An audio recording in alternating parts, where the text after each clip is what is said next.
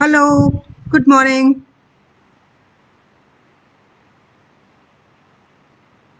Hello, good morning dear all. अब आप मुझे सुन पा रहे हैं?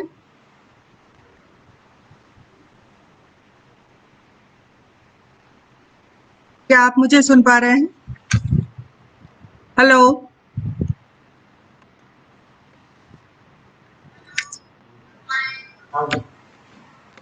सो फाइनली मेरी आवाज आप तक पहुंच रही है। ढेर सारी टेक्निकल ग्लिच होती हैं, तो आईसीटी के साथ तो अभी एक लर्निंग सबसे पहले ये हो रही है कि हमें केवल आईसीटी के कुछ फीचर्स ही नहीं बल्कि उसे हार्डकोर आईसीटी पर बहुत मेहनत करने की जरूरत है। थोड़ी सी टेक्निकल ग्लिच और ढेर सारा टाइम चला गया। आप लोगों ने बहुत इंतजार किया। Thank you so much for staying. मैं ललिता प्रदीप हूँ और SCRT यूपी अपने इस पेज से हर दिन डीएलएड के क्लासेस के लिए कुछ लाइव सेशंस रन कर रहा है। वैसे तो ये 4 सेमेस्टर के जो हमारे टीचर ट्रेनीज हैं उनको एड्रेस करता है, पर मैं आज आपके बीच में एक कॉन्सेप्ट को लेकर आई हूँ। Educational planning, specially in reference to school management and classroom management. बहुत सारे लोग जुड़े हैं, मैं देख रही हूँ। श्वेता राजवंशी, पृथ्वीराज, श्वेता शुक्ला, अमित कुमार यादव, बहुत सारे लोग दिखाई दे रहे हैं। कई सारे लोग चेक इन पर दिख रहे हैं। हमें चैट पर लगभग 400 लोग दिखाई दे रहे हैं। You are so very welcome. आप लोगों का बहुत बहुत स्वागत है कि आप लोगों ने इतना वेट किया। बहुत अच्छा लगता है। पर एक बात कहनी है कि बहुत ज्यादा गर्मी हो रही है। पानी पीजिए, स्टे डिहाइड्रेटेड, अपना ख्याल रखिए, औरों का भी ख्याल रखिए और इन सब के बीच में करिए ढेर सारी पढ़ाई और स्पेशली आईसीटी पर फोकस करिए, क्योंकि आने वाला समय लगता है कि हमें ऑनलाइन पर ही बहुत मेहनत करनी पड़ेगी। आज जो मैं एक फ्लो लेकर चलना चाहती हूँ, उसमें मैं एक प्लानिंग पर जनरल बात करूंगी, फिर educational planning and management, school planning, classroom planning, role of teacher और टीचर ट्रेनी को क्या चाहिए ऐसे समय में। इसी तरह क्लासरूम का किस तरह से आप इवेल्युएशन करते हैं, उनकी क्लासरूम के लिए एक पर्टिकुलर क्या प्लानिंग होनी चाहिए। थोड़ा सा कुछ मिशन प्रेरणा पर और कुछ क्रिएटिव एक्टिविटीज जो आप सारे लोग कर रहे हैं। प्लानिंग एंड मैनेजमेंट, ये दो ऐसे टर्म्स हैं जिससे आपने एमबीए किया हो या ना किया हो, मैं समझती हूँ कि सभी लोग इसके बारे में जानते हैं। जो नहीं जानते हैं वो ये है कि कैसे बेहतर प्लानिंग की जाए और प्लानिंग का मैनेजमेंट किस तरह से किया जाए। So basically planning is a process, वो एक ऐसी प्रक्रिया है जो आपके किसी भी एक्शन को, तो वो एक्शन चाहे छोटा एक्शन हो या एक बड़ा प्रोग्राम हो या प्रोजेक्ट हो, वो उसके पूरे भविष्य और फेट को डिसाइड करता है। तो जितनी अच्छी प्लानिंग है, अगर आपने अच्छी प्लानिंग कर रखी है तो निश्चित मानिए कि आपका जो भी ऑब्जेक्टिव है वो 80% तो फुल्ली अश्योर्ड होता है। और अगर प्लानिंग में आपने फ्लेक्सिबिलिटी रखी है, मॉडिफिकेशन के चांसेस रखे हैं, और जो इमरजेंसी मैनेजमेंट होता है, कॉन्टिजेंसीज होती हैं, अगर उसके लिए आपने समय लिया हुआ है तो definitely with the good planning you achieve 100% of your objectives most of the time. Planning में ही परसेप्शन, एनालिसिस और कंसेप्चुलाइजेशन, ये तीनों ऑटोमेटिकली इंक्लूड होती हैं। तो मैं बहुत ज़्यादा डिटेल प्लानिंग पर तो नहीं करूँगी, क्योंकि आप सभी लोग इसको जानते हैं, पढ़ते हैं, और हमारे जो शिक्षक हैं वो बहुत ही वेल क्वालिफाइड हैं। हमारे teacher trainees, most of them they R post graduate, PhDs किए हुए हैं। तो मैं समझती हूँ कि उन बेसिक चीज़ों पर ना जाके देखें कि हम स्कूल मैनेजमेंट और क्लासरूम मैनेजमेंट पर आते हैं। क्लासरूम प्रोसेसेस हैं, बेसिकली शिक्षा की जो पूरी बैकबोन है वो क्लासरूम प्रोसेसेस पर ही डिपेंड करती है। क्यों? क्योंकि एक्चुअल टीचिंग वहाँ होती है और एक्चुअल लर्निंग वहाँ पर होती है, और सब कुछ प्लानिंग एंड मैनेजमेंट है। तो जो भी एक्सटर्नली अगर आपने सब कुछ अच्छी तरह से प्लान किया है तो classroom processes definitely they are going to be more productive, more effective. तो हमारा जो प्रयास होता है कि डिफरेंट टूल्स और कॉन्सेप्ट के जरिए हम एक इंसाइट इस बात में डेवलप करना चाहते हैं कि जो एक टीचर है वो किस तरह से एक लीडर के रूप में डेवलप हो और अपनी रोल्स एंड रिस्पॉन्सिबिलिटी को बेहतर ढंग से समझने की कोशिश करे।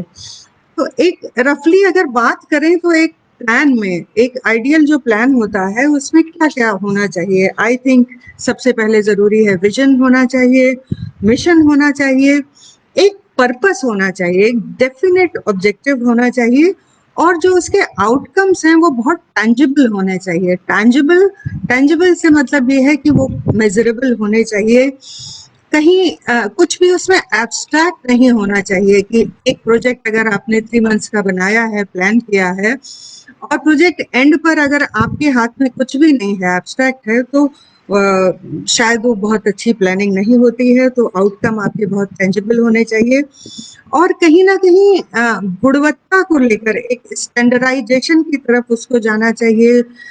एक एक सर्टेन क्वालिटी बार क्रिएट करने की जरूरत होती है जब हम एजुकेशनल प्लानिंग करते हैं। जैसा मैंने पहले भी कहा कि फ्लेक्सिबिलिटी एक बहुत बड़ी चीज होती है किसी भी तरह की प्लानिंग में, क्योंकि कई बार आप अगर आपने एक पूरे मंथ की प्लानिंग, बहुत टाइट प्लानिंग कर ली है, और अचानक स्टेट लेवल से या आपके टॉप लेवल से या कोई इमरजेंसी ऐसी आती है, तो आपके पास अगर दिन नहीं है, समय नहीं है, तो आप अपनी उस इमरजेंसी को कहीं पर इनकॉर्पोरेट नहीं कर पाएंगे। इसी तरह से एक अच्छी प्लानिंग में इनोवेशन के लिए बहुत जगह होनी चाहिए, और मॉनिटरिंग और सुपरविजन होना चाहिए। जब मॉनिटरिंग की बात होती है तो मॉनिटरिंग में मिड मॉनिटरिंग बहुत इम्पोर्टेंट चीज होती है, क्योंकि जब आप मिड मॉनिटरिंग पर भी फोकस करते हैं तब आपको, अगर आपका प्रोजेक्ट, आपकी प्लानिंग जिस दिशा में जा रही है, अगर कहीं पर डीरेल हो रही है, तो आप मिड मॉनिटरिंग में उसको फिर से पिकअप कर लेते हो और अच्छी तरह से उसे फिर से अपने गोल्स के साथ रीअलाइन कर लेते हैं, और आप अपने उन नए टूल्स को भी इजाद कर लेते हैं। तो इसलिए मॉनिटरिंग में मिड मॉनिटरिंग का कॉन्सेप्ट बहुत आवश्यक है। एक फीडबैक मैकेनिज्म है जिसको हम बहुत परंपरागत रूप से कहते तो हैं कि फीडबैक हमें चाहिए होता है, पर मैंने ऐसा पाया है कि फीडबैक पर लोग काम नहीं करते हैं। वो फीडबैक मांगते तो हैं but they don't work on it. Basically feedback is a very constructive tool, कि जब आपको फीडबैक मिलता है तो उसे अपने प्रोजेक्ट का एक बहुत इम्पोर्टेंट पार्ट उसको आपको बनाना चाहिए। और लास्ट जो प्लानिंग का एक बड़ा इम्पोर्टेंट एलिमेंट है वो ये है कि आपके पास ऐसे टूल्स होने चाहिए जिससे आप अपनी प्लानिंग को मेजर कर सको। अभी जो टीचर है हमारा, एक लीडर की तरह उसको कम से कम ये स्किल जरूर होनी चाहिए कि वो जो फिजिकल रिसोर्सेज है उनका मैनेजमेंट कर ले, ह्यूमन रिसोर्सेज और फाइनेंशियल रिसोर्सेज का एक बहुत अच्छा मैनेजमेंट एजुकेशनल प्लानिंग में टीचर को करना चाहिए। मैं यहाँ पर एजुकेशनल प्लानिंग को क्योंकि स्कूल के ही परिप्रेक्ष्य में लेके चल रही हूँ, इसलिए मैं बार बार स्कूल और टीचर की बात कर रही हूँ। एजुकेशनल सिस्टम में जो प्लानिंग है, एजुकेशनल प्लानिंग और मैनेजमेंट के जो कंसर्न है, उसे एनसीएफ 2005, एनसीएफटी फॉर टीचर एजुकेशन 2009, या आपका राइट टू एजुकेशन एक्ट है। इसी तरह से बहुत सारे जो ड्राफ्ट पोजीशन पेपर्स हैं उनमें दिया गया है। बहुत सारे फैक्टर हैं जो एजुकेशन को इम्पैक्ट करते हैं। तो एजुकेशन एक बहुत ही सोशल फेनोमेनन है, इसलिए इसकी प्लानिंग में बहुत सारे फैक्टर्स को इन्वॉल्व करने की जरूरत होती है। तो एक पार्टिसिपेटरी करिकुलम बनाने के लिए सारे जितने भी स्टेक होल्डर्स हैं उनका होना, उन्हें उनकी प्रैक्टिस और थियरी के पर्सपेक्टिव को एक साथ लेके आने की आवश्यकता एजुकेशनल प्लानिंग में बहुत होती है। एक concept of total quality management in education is very important to understand.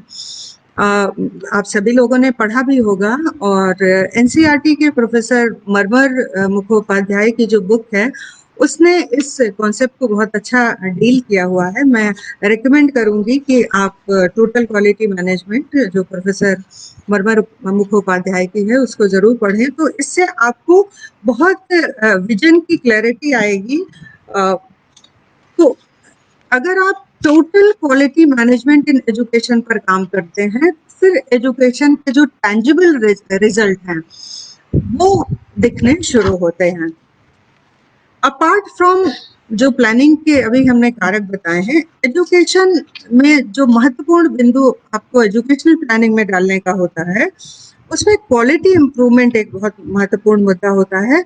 Physical facilities पर काम करना बहुत आवश्यक होता है, क्योंकि अगर हम सरकारी स्कूलों के ही क्रम में देखें तो फिजिकल फैसिलिटीज का बहुत ज्यादा उसकी गुणवत्ता पर फर्क पड़ता है।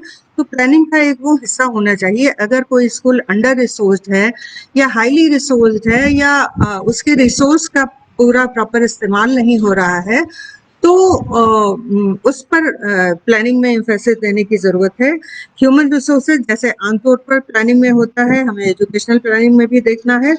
इसमें हमें करिकुलम और को करिकुलर एक्टिविटीज को बहुत महत्वपूर्ण जगह देनी होती है। फिर जो महत्वपूर्ण कारक है वो जो आपका बच्चा है, स्टूडेंट है, वो आपका सेंटर ऑफ इंटरेस्ट होना चाहिए किसी भी प्रकार की प्लानिंग में। और कम्युनिटी को एक बहुत बड़ी जगह एजुकेशनल प्लानिंग में दी जाती है। एज यूजुअल जैसे प्लानिंग में हम सभी स्टेक होल्डर्स को लेते हैं, एजुकेशन प्लानिंग में भी हमें अपने सारे स्टेक होल्डर्स को लेना चाहिए और इस पूरे प्रोसेस को शेयर करने का एक कॉमन प्लेटफॉर्म भी क्रिएट करना चाहिए।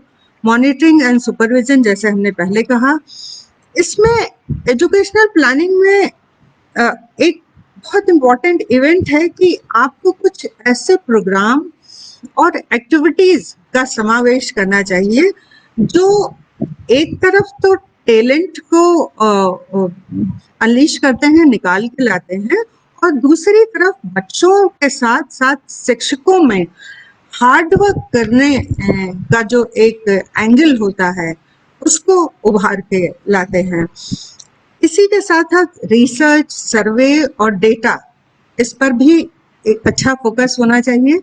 डेटा ड्रिवन जो पॉलिसीज होती हैं, जो काम होते हैं, वो हमेशा एक नए तरह का रिजल्ट लेके आते हैं।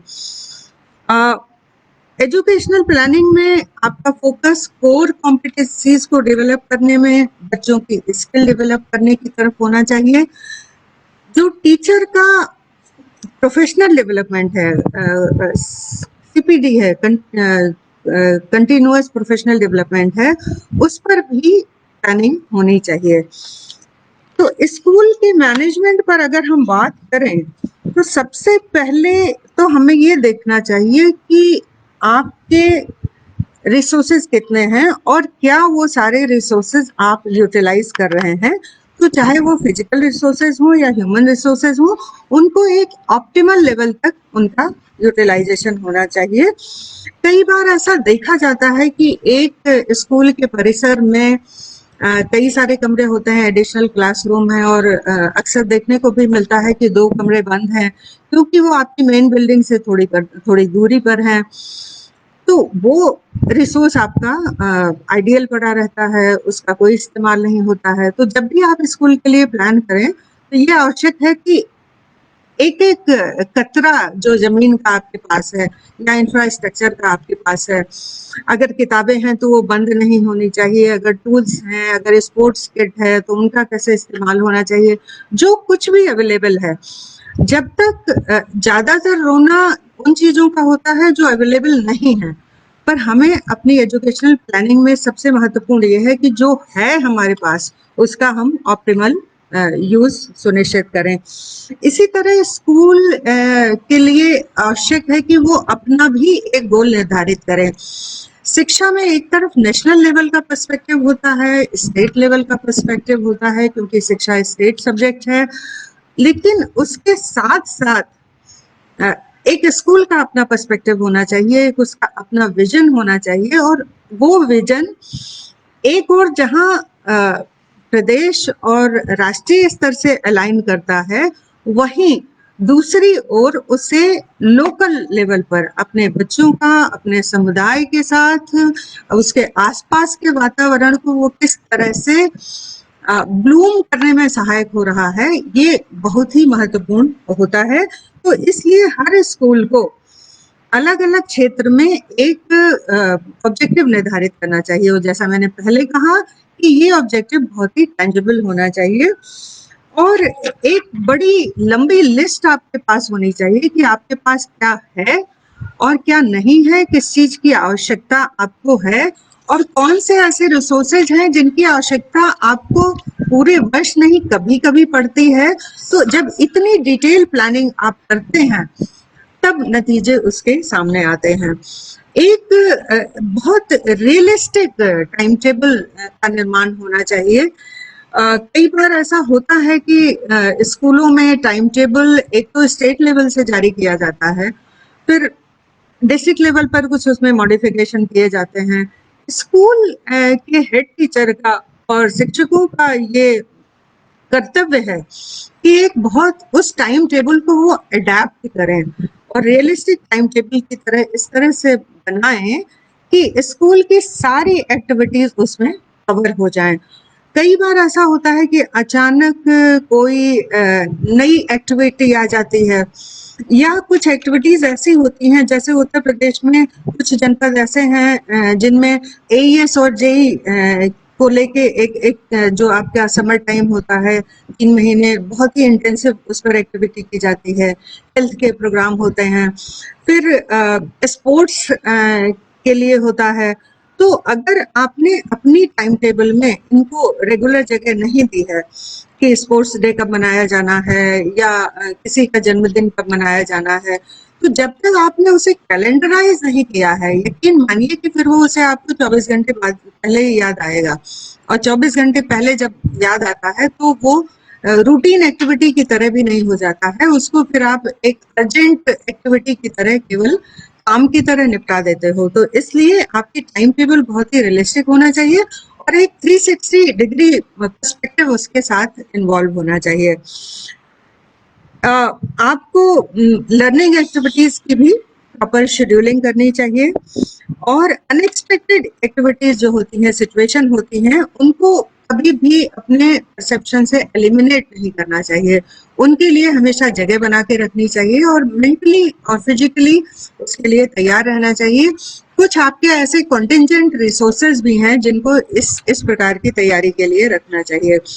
और हमेशा आप मुझे याद है पिछले वर्ष किसी जनपद के अधिकारी ने ऐसे कॉल करके कहा कि वो मैडम, हमने बहुत बड़ा प्रोग्राम अपने स्कूल में ऑर्गेनाइज किया था और 15 दिन की मेहनत लगी थी, बच्चे तैयार थे और बहुत सारा काम, उनकी ड्रेस और ये ब्ला ब्ला ब्ला सब चीजें हमने अरेंज किया था, लेकिन ऑल सडन 2 दिन पहले कुछ ऐसा आ गया कि उस व्यक्ति को लखनऊ आना पड़ा और उसको अपना प्रोग्राम कैंसिल करना पड़ा। तो ये आपका प्रोग्राम कभी भी रन डाउन हो सकता है। तो रन डाउन आपका प्रोग्राम ऐसे हो जाए, ऑल शट हो जाए, या आप उसके लिए एक प्लान बी रखें, प्लान सी रख रहे हैं या नहीं, ये आपके एजुकेशनल मैनेजमेंट का, स्कूल मैनेजमेंट का बहुत इंपॉर्टेंट हिस्सा है।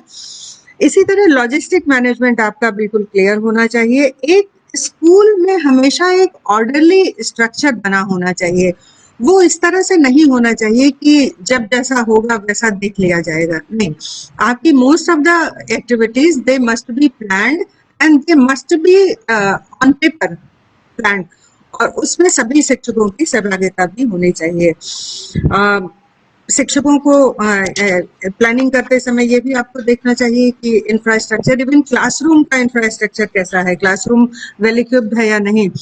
जैसे आपदा प्रबंधन में आप पढ़ते हैं, और हमें तो तैयार रहना चाहिए, स्पेशली इस समय जब कोरोना के टाइम से हम गुजर रहे हैं, तो इस तरह की चीजों को लेके हमारी सेंसिटिविटी हमेशा बनी रहनी चाहिए।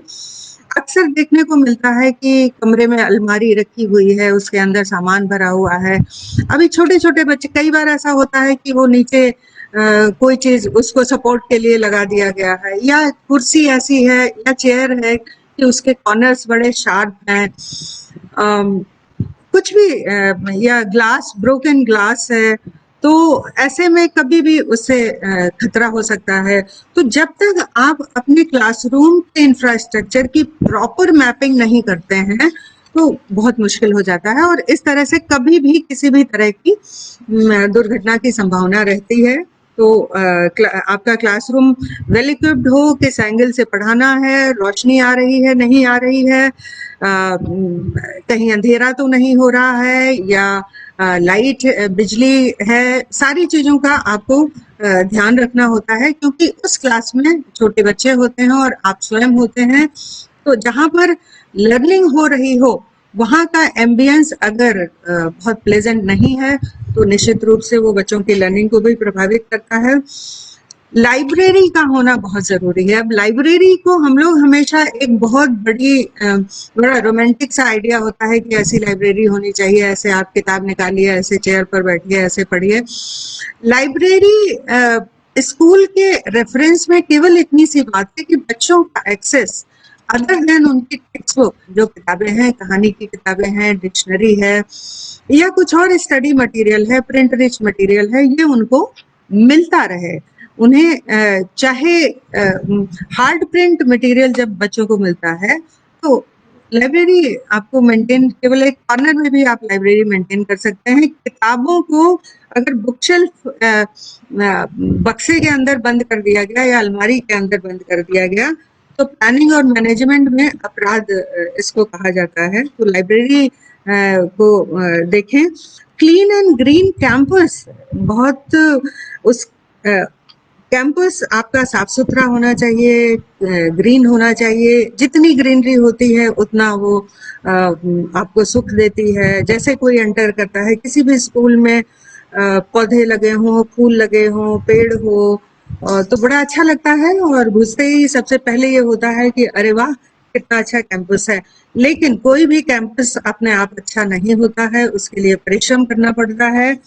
तो इस परिश्रम में क्लीन एंड ग्रीन कैंपस को डेवलप करने के लिए भी प्लान बनाइए। सेफ्टी एंड सिक्योरिटी का एक कॉन्सेप्ट है जिसको पूरी तरह से सारे स्टेक होल्डर में क्लियर होना चाहिए। बच्चा स्कूल आ रहा है, आकर अपने घर पहुंच रहा है, स्कूल टाइम में भी उसकी सेफ्टी सिक्योरिटी, या जो टीचर्स हैं उनके सेफ्टी सिक्योरिटी का एक पूरा प्लान होना चाहिए। इसमें भी आपको जिसकी भी मदद लेनी हो आप मदद ले सकते हो, कम्युनिटी की मदद ले सकते हो, पर ये बहुत ही इम्पोर्टेंट इंग्रेडिएंट है। और अगर अपने प्लान में आपने जेंडर लेंसेज को नहीं इंक्लूड किया, तो निश्चित रूप से मानिए कि प्लान अधूरा रह जाता है। इंक्लूजन बहुत इम्पोर्टेंट है। आप के स्कूल का जो इंफ्रास्ट्रक्चर है, जो क्लासरूम में टीचिंग लर्निंग हो रही है, उसमें इंक्लूजन शामिल होना चाहिए। हर बच्चा अपने आप को उसमें फिट समझे, और इवन टीचर भी उस पूरे माहौल में अपने आप को एक वन ऑफ देम, एक होने की जब तक फीलिंग नहीं आती है, तब तक इंक्लूजन का सेंस पूरा नहीं होता है। रैंप अगर बने हैं तो ये भी देखने की बात है कि वो रैंप वास्तव में वो सारे पर्पस सर्व कर रहे हैं या नहीं कर रहे हैं। इसी तरह से स्कूल की प्लान में नए इंटरवेंशन की हमेशा जगह होनी चाहिए। स्कूल लेवल पर हर दिन, हर सप्ताह, हर महीने, हर tri monthly, 6 monthly, yearly basis पर नए इंटरवेंशन होने चाहिए। और जो इवन स्टेट लेवल के प्रोग्राम दिए जाते हैं, उनको एक इम्प्लीमेंट करने की स्ट्रेटेजी भी स्टेट लेवल से दी जाती है, लेकिन लोकल लेवल पर स्कूल मैनेजमेंट में ये एक्सपेक्ट किया जाता है कि आप उसके इम्प्लीमेंटेशन के लिए भी नए नए तरीके ईजाद करेंगे, क्योंकि उस कार्यक्रम की इफेक्टिविटी कैसे लाई जाए, ये आपके अपने परसेप्शन और नए इंटरवेंशन पर ही डिपेंड करता है। स्पोर्ट्स एंड फिजिकल एक्टिविटीज की बहुत जगह होनी चाहिए प्लान में। प्रायः ये देखने में आता है कि जो स्पोर्ट्स स्कूलों में उन्हें एक विशेष प्रदर्शन के लिए तैयार किया जाता है। मेरा ये कहना है, आप लोगों से ये निवेदन है कि स्पोर्ट्स या अन्य कोई एक्टिविटीज किसी प्रदर्शन के लिए उन्हें नहीं तैयार किया जाना चाहिए। उन पर प्रतिदिन अगर टाइम टेबल पर और प्लान में जोर दिया गया है तो जो चीज हर दिन हो रही है उसे कभी भी प्रदर्शन के लिए तैयार उस टीम को माना जाता है, तो उसे प्रतिदिन की एक्टिविटी का हिस्सा बनाइए। करिकुलर एंड को करिकुलर एरियाज को पूरी तरह से महत्व दिया जाए। क्लासरूम प्रोसेसेस की एक बहुत डिटेल अंडरस्टैंडिंग होनी चाहिए। इसके लिए ये कैसे हो सकता है, जब तक सभी शिक्षक अपने प्रोफेशनल डेवलपमेंट पर सेल्फ ग्रोथ पर प्लान नहीं करते हैं, तब तक वो क्लासरूम प्रोसेसेस की जो सेंसिटिविटी है उसको नहीं समझ पाते हैं। तो आपस में बातचीत का होना बहुत जरूरी है। आप आपस में बातचीत करें, कुछ एक्सपर्ट्स हों, कुछ आपके कलीग्स हैं जो अच्छा काम करते हैं, उनके बीच में मिलें। अभी रिसेंटली मैं देख रही हूँ कि बहुत ही अच्छा ट्रेंड है कि कुछ सेल्फ मोटिवेटेड टीचर्स एक साथ आपस में इंटरैक्ट कर रहे हैं, वो अपनी अच्छे इंटरवेंशन को शेयर कर रहे हैं। इससे बहुत लाभ मिलता है और स्कूलों में जो बच्चे की लर्निंग है, वो जो गुणवत्ता है, उसको बहुत सपोर्ट मिलता है। बच्चों के अंदर अब कंपटीशन आना चाहिए। तो अभी कंपटीशन एक तो स्कूल के अंदर हो गया, और जैसे primary and upper primary school 1 kilometre और 3 किलोमीटर की दूरी पर होते हैं, फिर कस्तूरबा गांधी और भी कुछ प्राइवेट स्कूल होते हैं, तो सभी स्कूल अगर आपस में एक कंपटीशन का माहौल बना लें कि 5 स्कूलों के बीच में एक कंपटीशन हो गया, एक क्लस्टर का कंपटीशन हो गया, नेसेसरली स्टेट लेवल से या जिले से आपको निर्देश जाए ये आवश्यक नहीं है। कंपटीशन की भावना जब बच्चों में आती है तो वो एक्सील करते हैं और वो उनके करियर ग्रोथ के लिए, उनके लर्निंग प्रोसेस के लिए बहुत महत्वपूर्ण होता है। और जैसा मैं बार बार टीचर के पर्सनल ग्रोथ को रेफर कर रही हूँ, हर टीचर को हर दिन, अभी हम एक वेबिनार कर रहे थे तो उसमें एक यूनिवर्सिटी की प्रोफेसर आई थी, तो उन्होंने कहा कि हर दिन जब टीचर की लर्निंग होती है तभी क्लासरूम में सबसे अच्छी टीचिंग होती है। तो इसका मतलब यह है कि टीचर के लिए ये मैंडेटरी है कि हर दिन वो कुछ नया सीखे, कुछ अपने व्यक्तित्व में उसे जोड़े।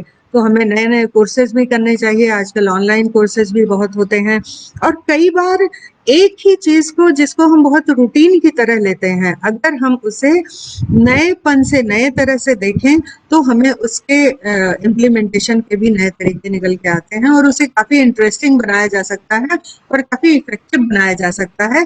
पर ये तभी होगा जब टीचर मोटिवेटेड भी हो और उसके साथ साथ उसकी प्रोफेशनल लर्निंग भी हो। एक और महत्वपूर्ण बात है कि कई बार हम अपनी लर्निंग को या अपनी स्ट्रेंथ को अपने प्रोफेशनल स्पेस पर इस्तेमाल नहीं करते हैं। हमें लगता है कि ये व्यक्तिगत है और ये प्रोफेशनल है। मैं ये सलाह देना चाहूंगी कि जो भी आप पूरे एक व्यक्तित्व के साथ स्कूल के कैंपस में जाते हैं, तो जो भी आपका अच्छा है वो स्कूल के ग्रोथ में कहीं ना कहीं जोड़ना चाहिए। इसी तरह असेसमेंट का प्रोसेस है। असेसमेंट के रूप में आपके सेमेस्टर्स होते हैं, 6 मंथली एग्जाम, फाइनल एग्जाम, उसके साथ साथ कई बार सर्वे होता है, स्टेट लेवल के असेसमेंट होते हैं, नेशनल लेवल के असेसमेंट होते हैं। तो इनकी पूरी प्लानिंग होनी चाहिए। ये इमरजेंसी मैनेजमेंट का हिस्सा नहीं होना चाहिए, क्योंकि ये प्रतिवर्ष होते हैं।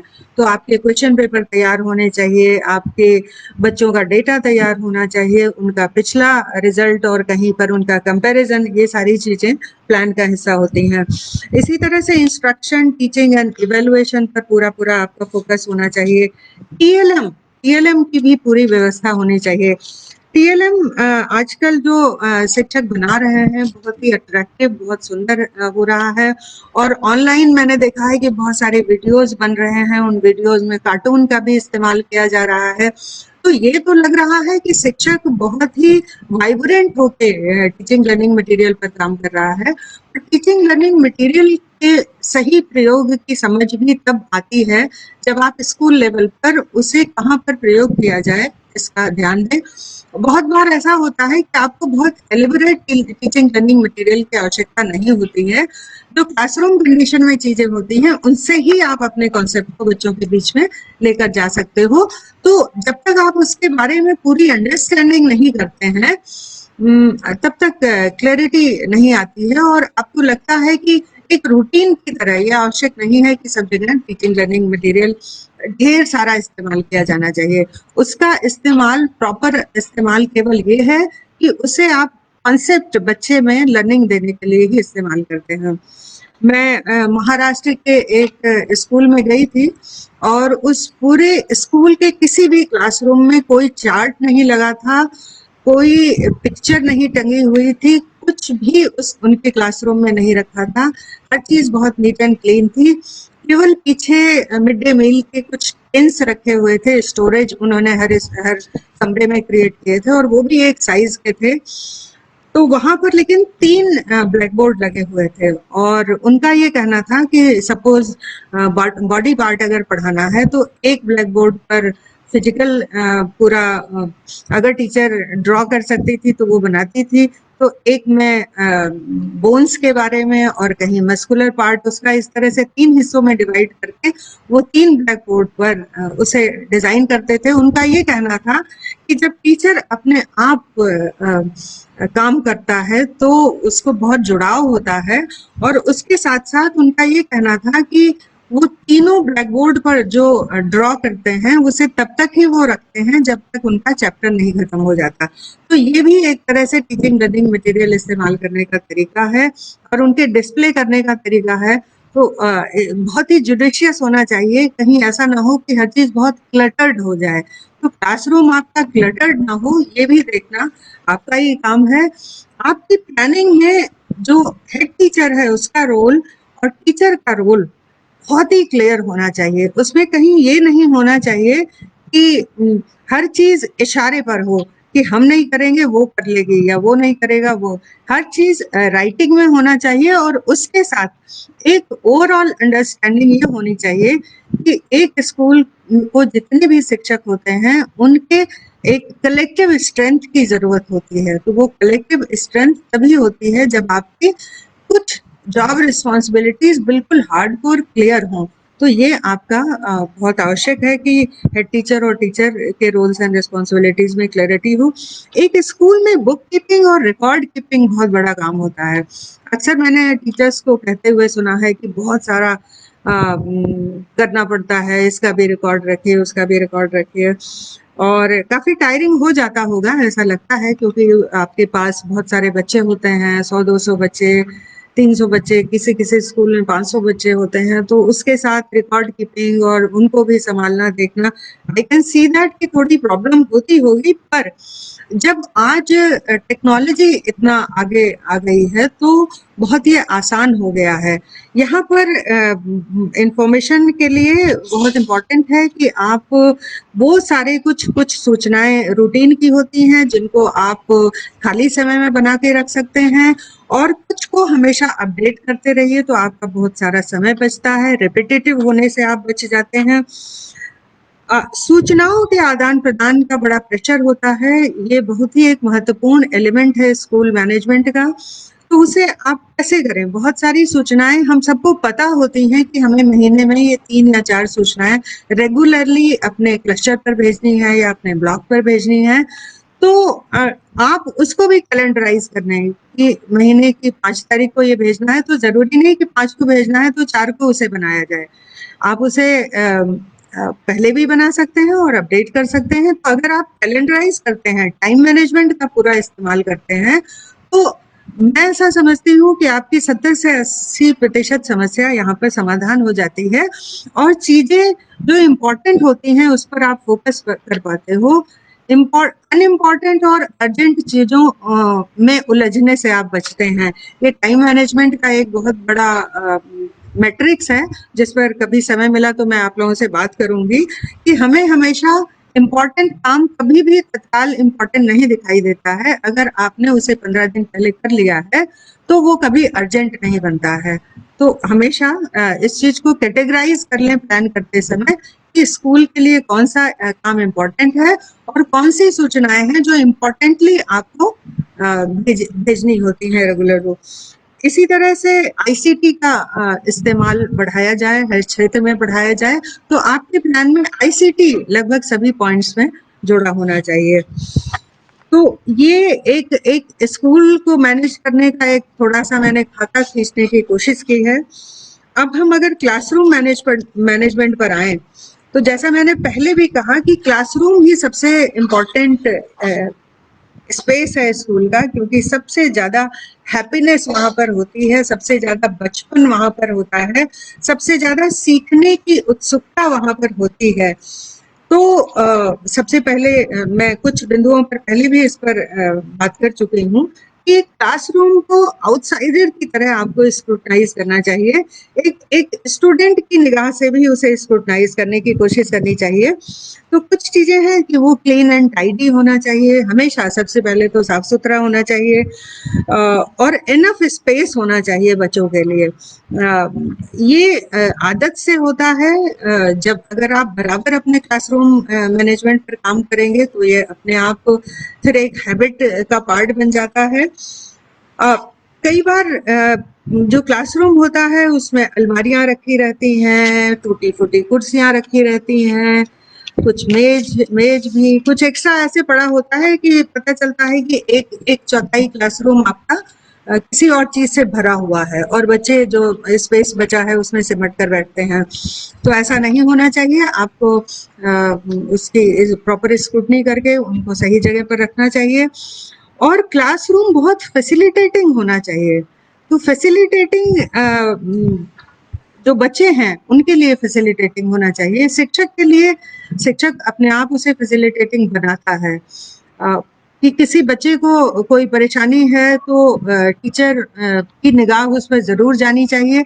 ऐसा ना हो कि 3 दिन बाद आपका ध्यान इस बात पर जाता है कि फला बच्चे को समस्या हो रही है। तो आपको क्लासरूम को फैसिलिटेटिंग बनाने के लिए जो भी स्टेप लेने हैं उस पर काम करिए।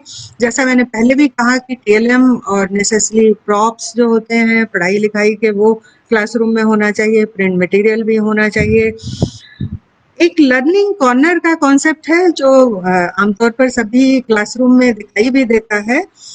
लेकिन लर्निंग कॉर्नर केवल जो विजिटर हैं, सुपरवाइजर हैं, उनके लिए नहीं बनाना चाहिए। लर्निंग कॉर्नर तो वास्तव में बच्चों के लिए है कि वो उसका भरपूर प्रयोग करें। ये वो उसे प्रयोग कर रहे हैं, उसका ऑप्टिमम यूज कर रहे हैं या नहीं कर रहे हैं, ये भी आपके प्लान का हिस्सा होना चाहिए। अदरवाइज वो एक एक्स्ट्रा मटेरियल की तरह हो जाता है, वो बल्कि एक फैसिलिटेटिंग कॉर्नर की जगह वो कहीं ना कहीं क्लासरूम को क्लटर करता है। लैब्स इम्पोर्टेंट हैं, तो वो primary and upper primary level पर एक स्ट्रक्चर्ड लैब की परिकल्पना तो नहीं की गई है, लेकिन राष्ट्रीय आविष्कार अभियान में कुछ जूनियर हाई स्कूल हैं हमारे जहाँ पर बहुत एलिबरेट लैब है, और आपके आसपास प्राथमिक विद्यालय, कुछ माध्यमिक विद्यालयों में अच्छी लैब होती है। तो एटलीस्ट बच्चों को कभी कभी वहां पर ले जाने का प्लान बनाइए। और लैब तो वो है कि हैंड्स ऑन एक्टिविटी आप कर लें, तो आप कुछ भी ऐसा क्रिएट कर सकते हो कि बच्चे को ये स्वतंत्रता मिले, और जिस भी चीज को वो छू के करता है उसको ही लैब की प्रैक्टिस मानी जाती है।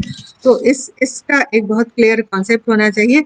डेमोन्स्ट्रेशन का स्पेस होना चाहिए। इतना क्लासरूम की क्लटरिंग नहीं होनी चाहिए कि वहां पर अगर आप 3 बच्चे को खड़े होकर कोई एक्टिविटी कराना चाह रहे हैं तो उसमें भी मुश्किल आ रही है। सिटिंग अरेंजमेंट पर बहुत ज्यादा ध्यान देने की जरूरत है, और यहाँ पर इंक्लूजन और जेंडर के जिस लेंसेज की बात हमने इनिशियल प्लानिंग में की थी, वहाँ यहाँ पर सबसे ज्यादा उसका इस्तेमाल करना होता है। कई बार कुछ विशेष आवश्यकता वाले बच्चे होते हैं जिनकी सिटिंग पर हमें ध्यान रखना चाहिए। इंसिडेंटली इन सारी चीजों को हम अगर कॉन्शियसली करते हैं तभी हम अपने घर पर भी इसे एग्जीक्यूट कर पाते हैं, और क्लासरूम में भी तभी आप कर पाएंगे। ये थियरी से कभी नहीं होता है। ये जब तक आपकी सेंसिटिविटी इस तरफ नहीं जाती है, जब तक ऐसे बच्चों के लिए आपके चीज, आपकी सेंसिटिविटी आपकी आदत का हिस्सा नहीं बनती है तब तक ये सिटिंग मैनेजमेंट अच्छा नहीं होता है। तो ये बहुत ही इम्पोर्टेंट पार्ट है, आप देखें इसे। आपके क्लासरूम को इसीलिए पूरी तरह से इंक्लूसिव क्लासरूम होना चाहिए। स्पोर्ट्स की फैसिलिटी भी होनी चाहिए। स्पोर्ट्स के बहुत सारे आपको गियर दिए जाते हैं, सामग्री दी जाती है, उनका प्रयोग कुछ क्लासरूम में भी कभी कभी किया जा सकता है। उनकी बोर्ड गेम्स जो होते हैं उनके उसे इंटरेस्टिंग बनाने के लिए, या कहीं पर उसे टीएलएम की तरह भी आप इस्तेमाल करने के लिए। तो ये कुछ कुछ चीजें हैं जिन्हें आपके क्लासरूम में होना ही चाहिए। जब वो classroom uncluttered, tidy, clean, inclusive और फैसिलिटेटिंग होगा तभी प्रॉपर लर्निंग क्लास में हो सकेगी। तो प्लानिंग करते हैं, हम सारे लोग प्लान करते हैं। ऐसा कभी भी मैंने किसी को नहीं पाया है जो ये कहता हो कि मैंने ये प्लान नहीं किया है। भले ही लोग सोचते हैं तो भी उसको कहते हैं कि उन्होंने प्लान किया हुआ है। कई बार आप उनसे पूछिए कि क्या आपने राइटिंग में इसे कहीं पर लिखा हुआ है, तो पता चलता है कि नहीं, वो हमारे दिमाग में है। पर हमें ये मान लेना चाहिए कि हमारा दिमाग कंप्यूटर नहीं है। कंप्यूटर ही बहुत सारी इंफॉर्मेशन संजो के रख सकता है। हमें भूलने की, स्लिप करने की टेंडेंसी है, and that is why we are called humans. तो हमें जो हमारे प्लान में लैक करता है कि बहुत बार प्लानिंग हम केवल we just do it for the sake of planning. तो जो हम टाइम टेबल बनाते हैं या स्कूल का प्लान बनाते हैं या कुछ, हम उसे रिकंसल्ट नहीं करते हैं। तो plan for the sake of planning में ये हुआ कि आपने एक प्रोजेक्ट बनाया, आपने स्कूल का टाइम टेबल बनाया और बना के उसे अपने अलमारी में रख दिया या मेज पर रख दिया, दोबारा पलट के नहीं देखा। लेकिन जो प्लान होता है उसे आपको हर दिन हर क्षण कंसल्ट करना होता है, सो दैट आप उससे डिविएट ना करें। हम लोगों का, मैं अपना एक किस्सा बताना चाहती हूँ। जब मैं डाइट लखनऊ में थी, इनिशियल डेज में जब मैं आई थी, तो कई बार प्लान का कुछ रिपोर्ट मांगी जाती थी। तो 1 महीने का प्लान खट कुछ लोग बना देते थे ऑफिस में और वो जमा कर दिया जाता था। उसके बाद किसी को कुछ पता नहीं होता था कि उस कागज में क्या लिखा गया है। एंड आई एम श्योर जहाँ वो जमा किया जाता था वहां भी कोई उसे देखता नहीं था। तो उसके बाद थोड़ा इस पर हम लोगों ने भी मल्ड ओवर इट, और फिर ये लगा कि नहीं, हमें इसके साथ स्टिक करना चाहिए। तो उस प्लान के साथ स्टिक करने में एक एक्टिविटी हम इंश्योर करते थे। फिर हम लोगों ने 1 से 3 महीने का प्लान बनाना शुरू किया, फिर हमने 6 मंथ का प्लान बनाना शुरू किया, एंड फिर पूरे 1 वर्ष का जब एनुअल कैलेंडर हम बनाने लगे तो ज्यादातर एक्टिविटीज, ऑलमोस्ट 80% एक्टिविटीज उसी रूल बुक से होती थी। तो don't plan for the sake of planning, उसे एक रूल बुक की तरह बनाइए और उसी तरह से चलिए। फ्लेक्सिबिलिटी आप रखेंगे तो आपको दोनों चीजों को अच्छी तरह से मैनेज कर सकेंगे। अगर आपने प्लान बिना किसी इंटरेस्ट के बनाया है, बिना किसी इंटेंशन के बनाया है, बिना किसी सेंस ऑफ कमिटमेंट के बनाया है, तो फिर वो एक कागज भी नहीं, कूड़ा है। तो इसलिए आपका कमिटमेंट, सेंस ऑफ कमिटमेंट उसमें होना चाहिए। प्लान ज्यादातर चाइल्ड सेंटर्ड नहीं बनते हैं। तो जिस तरह से क्लासरूम कंडीशन, लर्निंग फैसिलिटेशन की बात की जा रही है या स्कूल के एम्बियंस की बात की जा रही है, ये सारी चीजें हमारी चाइल्ड सेंटर्ड होनी चाहिए। टीचर के लिए सेंट्रल केवल उतना होना चाहिए कि उसकी सेफ्टी, सिक्योरिटी और उसका फैसिलिटेशन, पर्सनल ग्रोथ किस तरह से होता है। तो ये बहुत आवश्यक है कि चाइल्ड सेंटर प्लान जनरली नहीं बनते हैं। और जैसा मैंने पहले भी कहा कि हम लोग we don't intend to follow our own plan, तो हमारा इंटेंशन सबसे पहले उसमें इंक्लूड करना चाहिए। और कई बार ऐसा होता है कि प्लान में हम उन चीजों को इंक्लूड नहीं करते हैं जो वास्तव में प्रॉब्लम होती हैं और जिनको हम जानते हैं। लिखत पढ़त में हर चीज हम बहुत साफ साफ बड़ी अच्छी बनाते हैं। तो यहाँ पर बहुत आवश्यक है, जब आप इस लेवल पर, स्कूल लेवल पर प्लान बनाते हैं, तो अपनी रियल प्रॉब्लम्स को उस प्लान में एड्रेस करिए। क्योंकि एक बार प्लान को जब आप ऑन पेपर लेकर आएंगे, पेन पेंसिल से लेकर आएंगे, तब आप उसके सॉल्यूशन पर ही आपकी निगाह जाएगी, और उसे आप क्वेश्चन आंसर सेशन के लिए मत रखें, अपने प्लान का एक हिस्सा बनाएं। इमेजिनरी प्रॉब्लम और रियल प्रॉब्लम्स होती हैं, तो हमारा ज्यादातर टाइम इमेजिनरी प्रॉब्लम में चला जाता है। तो हमें ये देखना चाहिए कि जब हम आपस में बातचीत कर रहे हों, कंसल्ट कर रहे हों, तो रियल और इमेजिनरी प्रॉब्लम में डिफरेंस होना चाहिए। और हमेशा जो अप्रोच है हमारा, वो प्लान के थ्रू सॉल्यूशन बेस्ड होना चाहिए। तो these are some guiding principle जो प्लान में लैक होता है, उसको हमें देखना चाहिए। अभी हम एक टीचर सबसे हमारा एक सेंटर पॉइंट होता है पूरी टीचिंग एंड लर्निंग प्रोसेस का।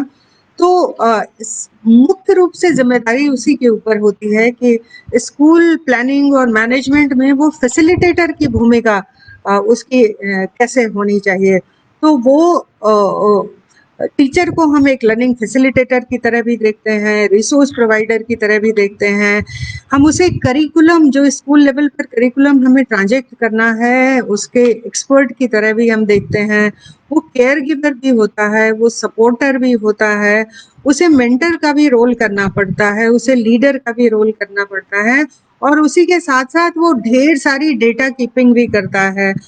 और वही एक ऐसा व्यक्ति होता है पूरे स्कूल में जो कैटलिस्ट ऑफ चेंज की तरह काम करता है।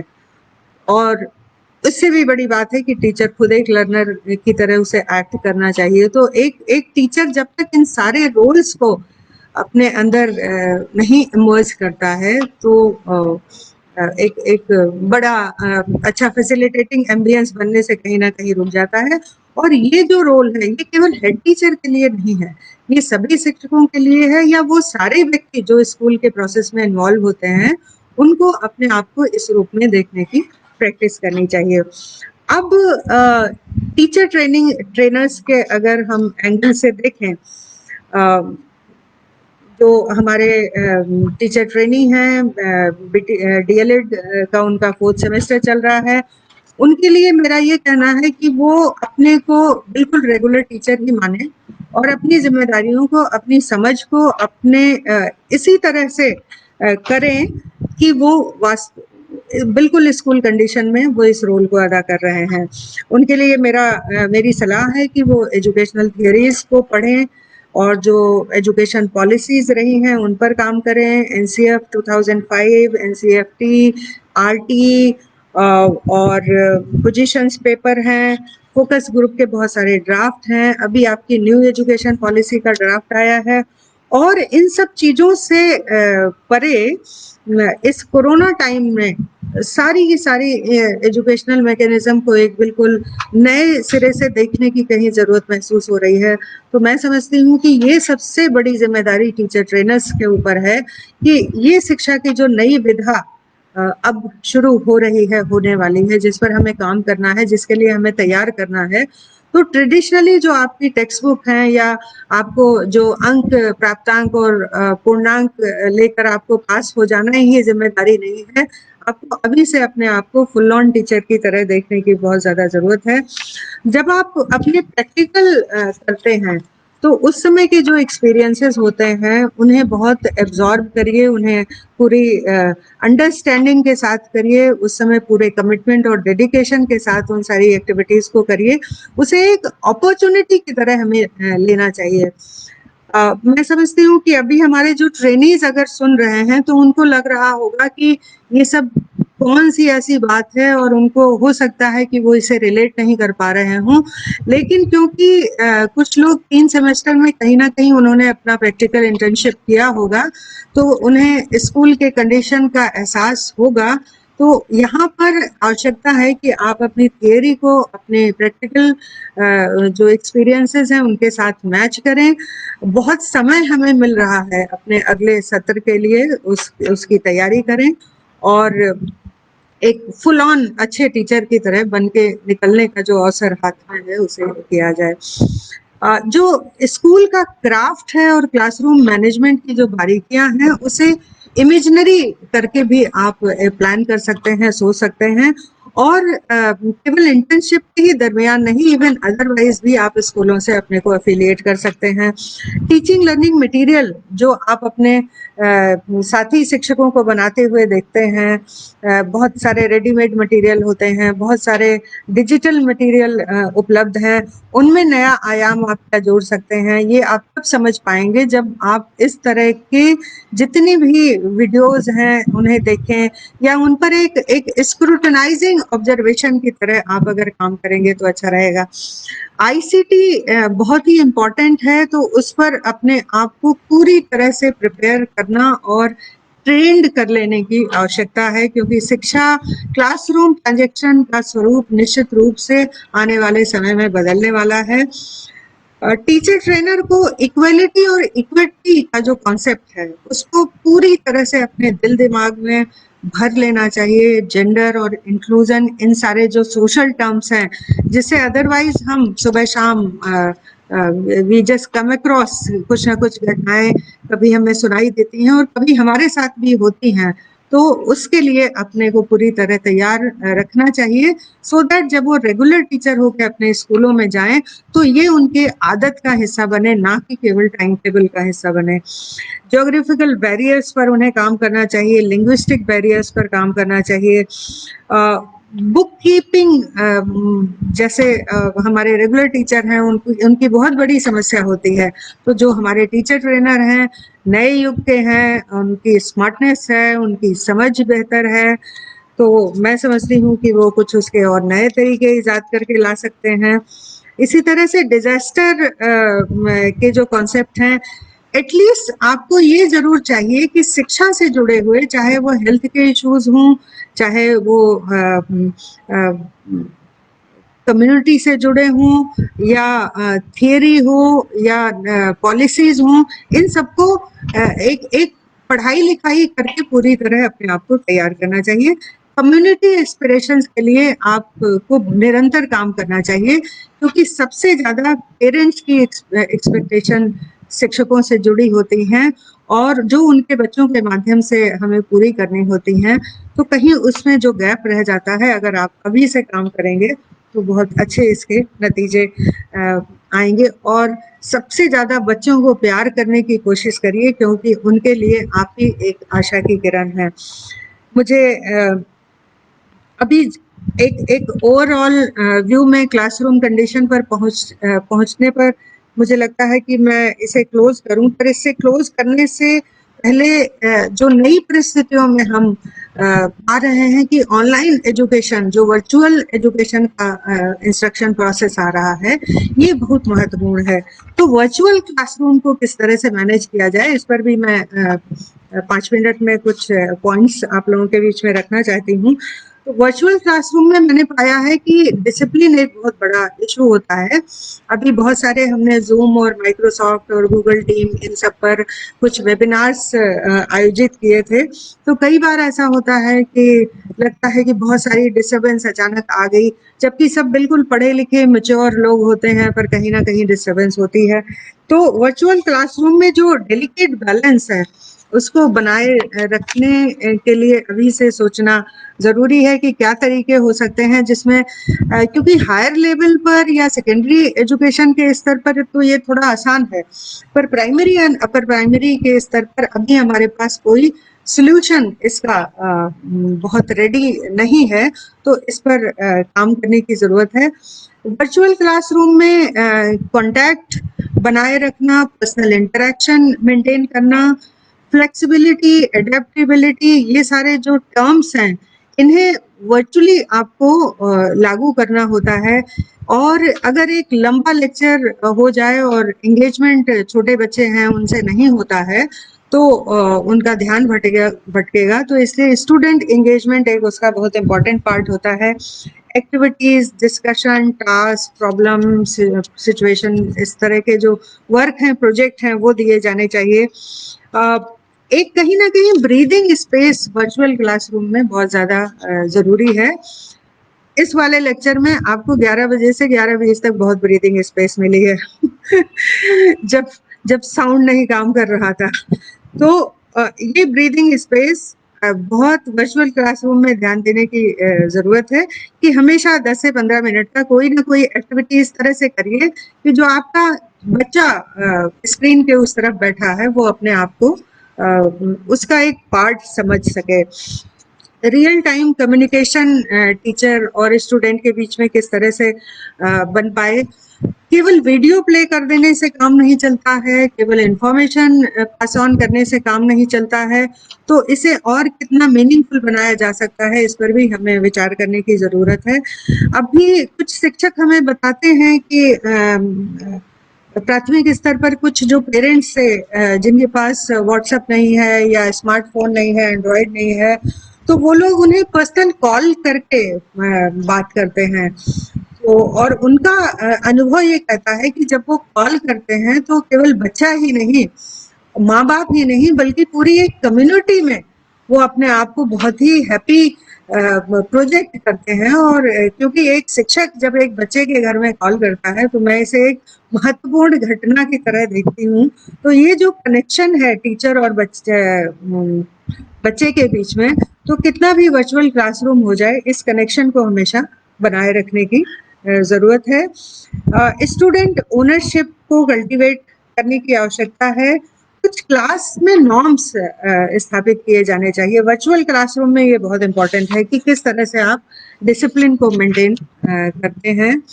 ऑनलाइन क्लासेस की जो आप प्लानिंग करते हैं उसमें बच्चों को, उनके पेरेंट्स को कहीं ना कहीं स्टेक होल्डर की तरह लेके उनको एक एक्टिव पार्टिसिपेंट बनाने की आवश्यकता है। लर्निंग ऑब्जेक्टिव्स के लिए हमारी एक प्रोफेसर मित्र हैं, उन्होंने कहा कि ब्लूम्स टैक्सोनॉमी के जो ऑब्जेक्टिव्स हैं उनका उसको ऑनलाइन के रेफरेंस में इसने एक बिल्कुल नया पर्सपेक्टिव गेन किया है। तो मैं कोशिश करूंगी कि अपने किसी मित्र से कहूं कि वो ब्लूम्स टैक्सोनॉमी पर आपको एक लेक्चर दे। इस बीच मैं अपने टीचर्स ट्रेनिंग से ये अपेक्षा करूंगी, अपने कुछ शिक्षकों से भी अपेक्षा करूंगी कि वो इस टैक्सोनॉमी पर पढ़ाई कर लें। और अगर आपका कुछ प्रेजेंटेशन मटेरियल तैयार हो जाता है तो आप हमसे भी शेयर करिएगा। I am not the person to talk on this kind of hardcore educational issue. Learning strategies हम सभी लोग जानते हैं, मल्टीपल स्ट्रेटेजीज हमें इस्तेमाल करना चाहिए। Small groups, peer, teacher, student, अभी ऑनलाइन वर्चुअल वेबिनार्स बहुत हो रहे हैं, उसमें केवल आपको ये सिलेक्ट करना है कि कौन सा प्लेटफॉर्म आपके लिए बहुत अच्छा काम कर सकता है।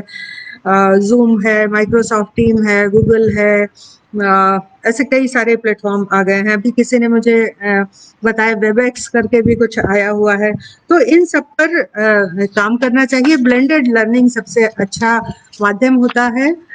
जैसे कुछ समय पहले एक इंग्लिश लर्निंग प्रोग्राम में आप लोग रेडियो से जो आया करता था, उस 15 मिनट के प्रोग्राम में जहाँ रेडियो से इंस्ट्रक्शन आता था, उसी में बच्चे और टीचर के बीच में भी कुछ एक्टिविटी होती थी। तो मुझे लगता है वर्चुअल क्लासरूम में दैट इज द बेस्ट कि आप उस क्लासरूम के बीच में भी टीचर और बच्चे के बीच में कुछ एक्टिविटी हो जाए। Project based learning is a very good concept, क्योंकि छोटे छोटे प्रोजेक्ट जब आप करते हैं तो आपकी लर्निंग और बच्चे का अटेंशन स्पैन वो कवर करता है, वो बहुत इम्पोर्टेंट होता है। इसी तरह फोरम्स बना सकते हैं, पैनल डिस्कशंस, कोलैबोरेटिव लर्निंग, ये जो नॉर्मल टूल्स हैं इनको हम वर्चुअल क्लासरूम में भी इस्तेमाल कर सकते हैं। कैसे इस्तेमाल करें, अभी प्राइमरी अपर प्राइमरी के लिए हमें इसके तरीके सोचने हैं। हम भी सोचते हैं, आप भी सोचिए, और फिर कभी इस पर हम लोग बात करते हैं। तो प्लानिंग और मैनेजमेंट किसी भी प्रोग्राम के सक्सेस के बहुत ही की इश्यूज हैं। और मेरा अपना मानना है कि जो डिटेलिंग होती है जब आप प्लानिंग करते हो तो वही सबसे इम्पोर्टेंट होता है। अगर आपने प्रैक्टिस में सबसे ज़्यादा टाइम लिया है तो एक्चुअल परफॉर्मेंस में आप 100% सक्सेसफुल होगे, ये बिल्कुल गारंटी है। मैं बहुत सारे लोगों के कमेंट्स देख रही हूँ, दामिनी, दीपा सिंह, विनय, राफिया, अपर्णा और ढेर सारे लोग, और कम से कम चैट पर मुझे 400 लोग दिखाई दे रहे हैं। आराधना, थैंक यू, आपको भी बहुत बहुत धन्यवाद, आपने बहुत ध्यान से सुना है इस बात को। तो अब मैं आप लोगों से विदा लेती हूँ। हो सकता है कि फिर इस प्लेटफॉर्म पर किसी मुद्दे को लेकर आपसे बात करें, और अगर आप किसी बात पर हमसे कुछ सुनना भी चाहते हैं तो आप कमेंट में इसे डाल सकते हैं। ये वीडियोस हैं जिन्हें आप खुद भी देखें, और जिन लोगों ने इसे नहीं देखा है, SCERT के पेज को लाइक करें और समय समय पर इस पर विजिट करें। 5.5 लाख टीचर है हमारा प्रदेश में, और केवल कितने 19,000 20,000 लोगों ने इसे लाइक किया है। Not done. तो इसको आज ही लाइक करें और पेज पर विजिट करें। बहुत बहुत धन्यवाद बहुत ध्यान से सुनने के लिए। मैं आप सारे लोगों के कमेंट्स को सुनूंगी, देखूंगी, और मैं उस पर जो भी मुझसे बन पड़ेगा तो इस माध्यम से, अन्यथा किसी और माध्यम से आपके संपर्क में फिर से हम आएंगे। बहुत बहुत धन्यवाद। अपना ख्याल रखिए। Stay safe, stay home. Thank you so much. और बच्चों के लिए ढेर सारा प्यार। Thank you.